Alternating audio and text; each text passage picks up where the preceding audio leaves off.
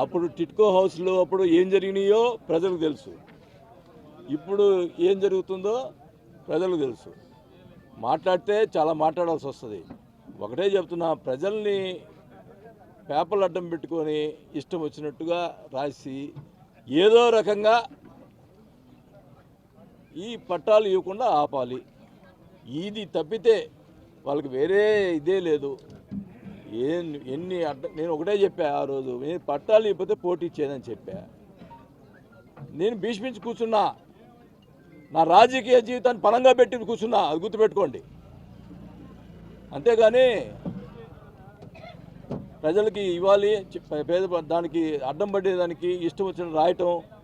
నేను చెప్తున్నా, మీరు ఇష్టం వచ్చినట్టు రాసేదానికి ప్రయత్నం చేస్తే నేను ఊరుకోను. నేరుగా నా మీద ఎన్ని కేసులని పెట్టుకొని నాకేం ఇబ్బందిలే. పేపరు సంబంధించినటువంటి అక్కడ ఆ పేపర్ ఆఫీస్కి పోయి చుట్టుముట్టాలని కూడా చెప్తున్నా. ఇది లాస్ట్ చెప్తున్నా. ఉన్నాయి రాసుకోండి ఇష్టం, లేని రాస్తే మట్టుకు ఊరుకొని చెప్తున్నా. ఎవరో చేసేదాన్ని నేను ఊరుకుంటారేమో కానీ నేనైతే ఊరుకోను. సీఎం గారు ఊరుకోండొచ్చు, నేనైతే ఊరుకోను.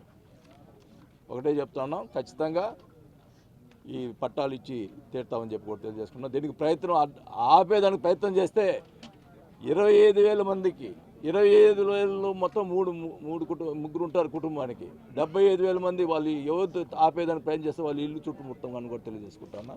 ఇది మటుకు ఒకటే చెప్తున్నాం, ఖచ్చితంగా 20 నుంచి 25 లోపల వాళ్ళకి పట్టాలు ఇచ్చి స్థలం చూపించి వాళ్ళ నెంబర్ కూడా చూపించి ఏర్పాటు చేస్తాం. మరి దానికి సంబంధించినటువంటి హౌస్ కూడా శాంక్షన్ కూడా ఇవ్వడం జరుగుతుందని కూడా తెలియజేసుకుంటాం. ఆపుతారు, ఎవరు ఆపరు. రాష్ట్రకి హైకోర్టు చట్టాలకు ఎవరైనా పోయినా కూడా ఆగదు. అది నువ్వు తప్పుడు పనులు చేస్తేనే హైకోర్టులో స్టేలు ఇస్తారు, లేకపోతే ఇంకో దగ్గర ఆపుతారు, ఇంకో దగ్గర పనులు కాకుండా ఉంటాయి. ఈ మాత్రం నాకు 5 సార్లు 4 సార్లు గెలిచినోడికి నీకు తెలవదా? 2 సార్లు మంత్రి చేసినోడివి. కాబట్టి పదే తెలుగుదేశం నువ్వు తప్పుడు పనులు చేస్తా. తెలుగుదేశం అంటే మర్యాద కాదు.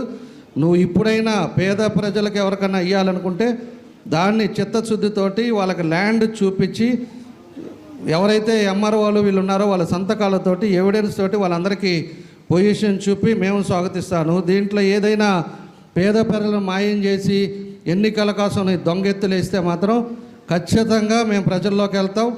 మీరు ఎక్కడైతే సైట్ వేసారో అక్కడికి కూడా వస్తాం, అవి కూడా ప్రజలకు చూపిస్తాం. నువ్వు 75,000 మంది కాదు, 1,00,000 మందిని తీసుకురా. మాకు 1,00,000 మంది ఉన్నారు, మేము తీసుకొస్తాం. కాబట్టి ఇక్కడ జనాలు ఎవరు లేకుండా లేరు. ఎవరికి ఉండేవాళ్ళు వాళ్ళకు ఉన్నారు, ఎవరి పరిస్థితులు వాళ్ళకి అన్నీ తెలుసు. మేము మంచి చేయాలని చూస్తున్నావు, నువ్వు దొంగ మాటలు చెప్తున్నావు. ఇవాళ ప్రజలందరికీ తెలుసు. 5 టర్ములు గెలిపించిన నువ్వేం చేసావో, ఈ 5 సంవత్సరాల్లో మేమేం చేసామో పూర్తిగా తెలుసు.